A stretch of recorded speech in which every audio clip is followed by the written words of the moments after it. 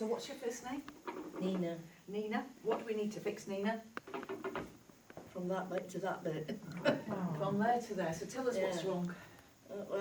It started off with just a cough, and then they found out I'd got something wrong with my sinuses. I've had a couple of operations on them, but it's like everybody else gets a runny nose when they get a cold. I don't. It goes internally, All right. infects all my voice box, so Yeah. I can't talk for weeks, and then I'm on like 3 and 4 lots of antibiotics, which it goes down then into my chest. Yeah, no good. And but I can't get rid of it. Right.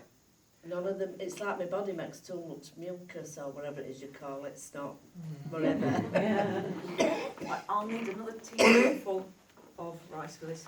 Right, so I've got a lovely clip of film. Forget the gentleman's name. A gentleman in New Zealand that had a very, very similar condition. One session, completely fixed. Yeah, I We wish. didn't know about it there and then. The wife got in touch with me the next day. He was over the moon because it was just ruining his life. Yeah, I couldn't can't sleep sleep. at night. No, I'm Tired coughing during all the day night. because you're not sleeping right. So anyway, he got completely fixed. So let's hope they do the same for you. Box of tissues outside the bed. Just I wake up every half an hour or so because it's all in my throat. Yeah, it's not nice. And if I don't get to cough it out, it gets infected. Yeah. Now that particular chap, as soon as I worked on him, they said to me paint, that his core problem was paint. It turned out it was an artist. He was a painter working with oils, and it was the fumes off the oils that had done something here, done some damage. But it was just one Turn me session. off, aren't you? Yeah. She thinks it's to do with nails. I'm a nail technician. Ah. And I work Well, with there we acrylics go. and stuff. Could well be. Why do you think Could well be. Chinese wear the mask when they're doing their nails? I wear a mask. Yeah. Yeah. Interesting, eh? I've been Interesting. slaved with it for about, last 5-6 years. I'm constantly on antibiotics. Right, let's see what we can do.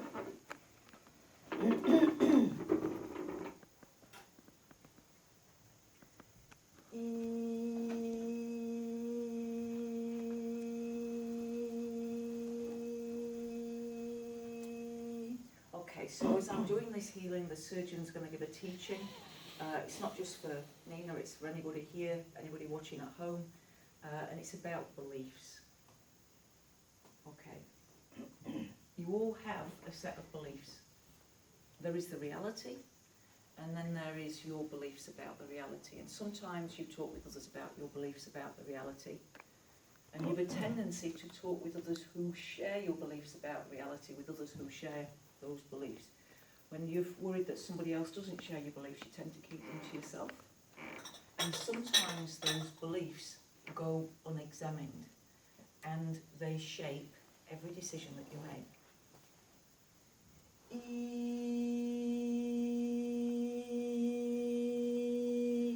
It's our, now he's saying our, so it's more than one of them talking through me at the moment. It's our intention this evening to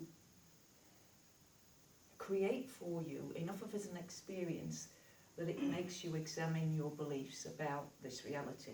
Examine your beliefs about who you think you are. Examine your beliefs about what you think is possible.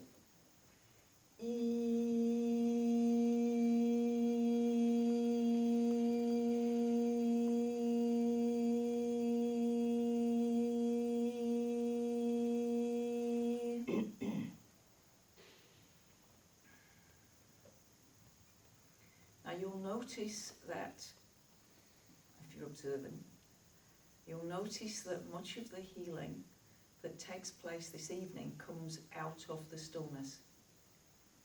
It doesn't come out of a busy mind, it comes out of the stillness. Jeanette's able to quieten her mind sufficiently that the healing can come through her. And your moments of inspiration, your moments of great creativity will always come into this world through the stillness and the quiet moments. And what you're all needing is more quiet moments. But in this world, it's getting busier and busier and busier.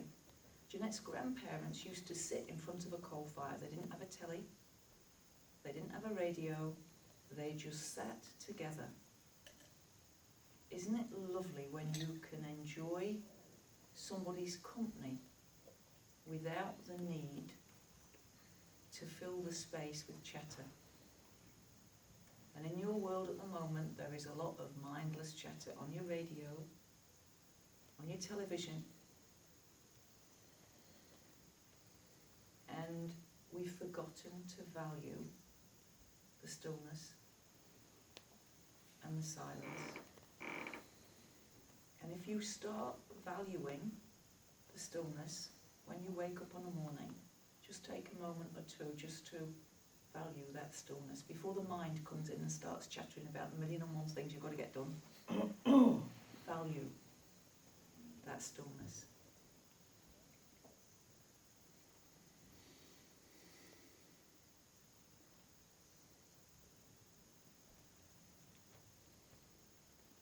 Now this is the thing. Through this lifetime, you come up with some kind of idea, some kind of sense of who you think you are. And we can guarantee that for each and every one of you, that sense of who you think you are is far, far, far, far, far, far less than who you truly are. You have a finite physical form of body. Think of your body as your spaceship or your vehicle for navigating this terrain, this earth. But the consciousness that you are is vast and unlimited.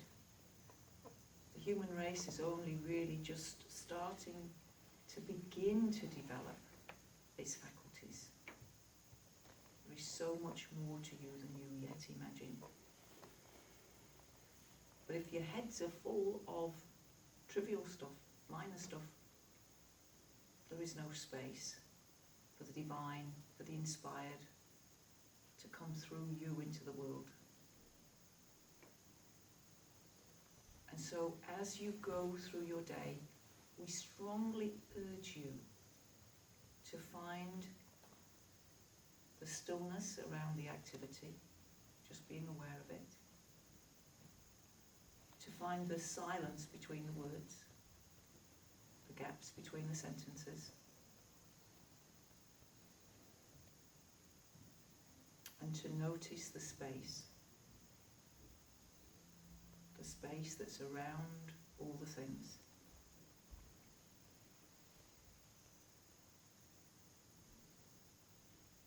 It's the space that allows all the things to be. Without space, there could be no things. There's even space in the space that the things exist in. It's the space that allows this planet to be.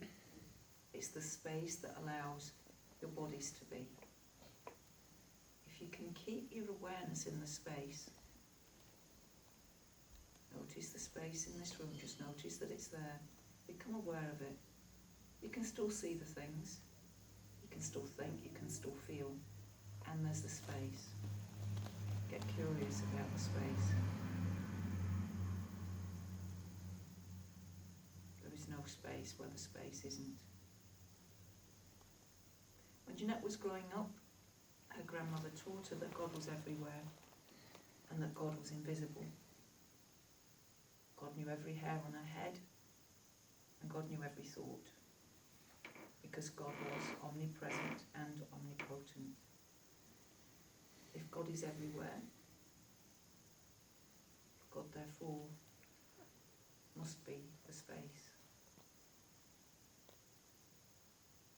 Because the only thing that is invisible and present everywhere is space.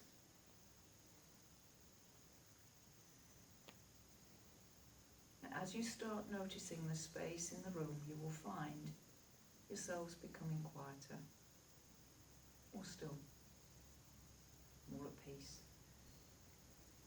As you identify with the chatter in your head, you'll find yourself becoming anxious. Keep noticing the space. The space is always there. You exist in God. Inside of you, when you close your eyes, you will find you don't experience yourself as a skeleton, a beating heart, a blood circulation system. When you close your eyes, try it now, close your eyes, and you'll notice that when you close your eyes,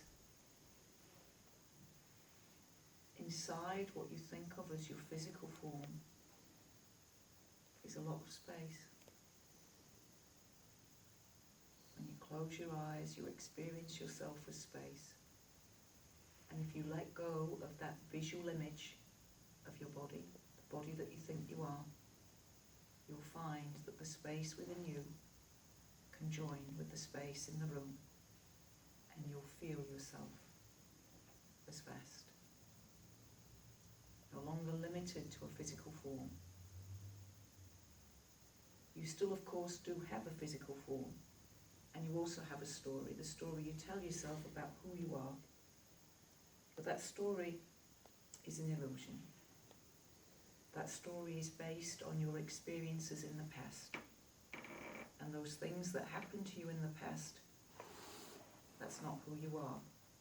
That's just what you've experienced so far. And in the time ahead, you're going to find that you start experiencing yourself differently. You start experiencing yourself not as a finite form, but as an infinite consciousness, capable of feeling how others feel, capable of being aware of the space in the room, capable of healing these bodies, capable of communicating with others without using words. Words were only created to obscure feelings. Instinctively, you all know if something is good for you or bad for you. Instinctively, you all know if something feels good or bad, right or wrong. You don't need anybody else's rules to live your lives by. Instinctively, you all know what is right for you.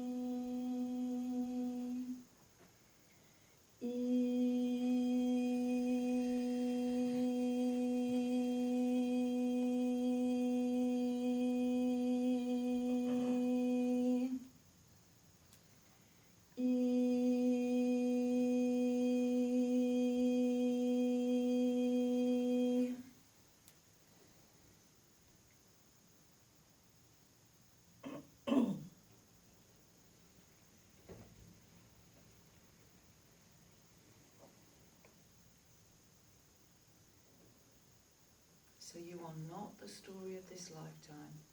That's just something you experienced in the past. You have a consciousness. You have a physical form.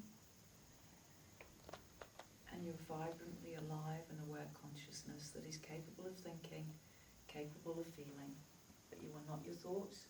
You are not your feelings. You're closer to the spaciousness. Start experiencing yourself as spaciousness, and all the worries, all the cares, all the anxieties of this world will simply fall away.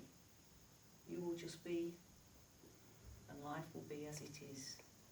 You'll still be able to navigate this dimension using your innate knowledge of what feels good, what feels not so good. Move towards the situations, the people and the opportunities that feel good, feel amazing. And move away from those that restrict you, make you feel controlled, less than you are.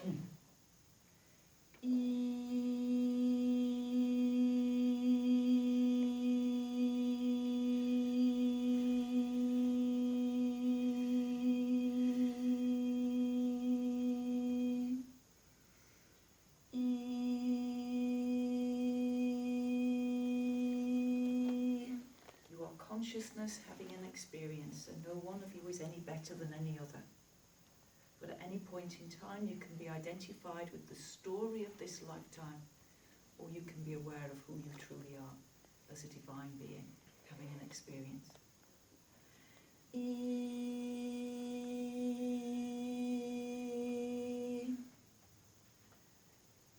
Right, Nina, how's that feeling?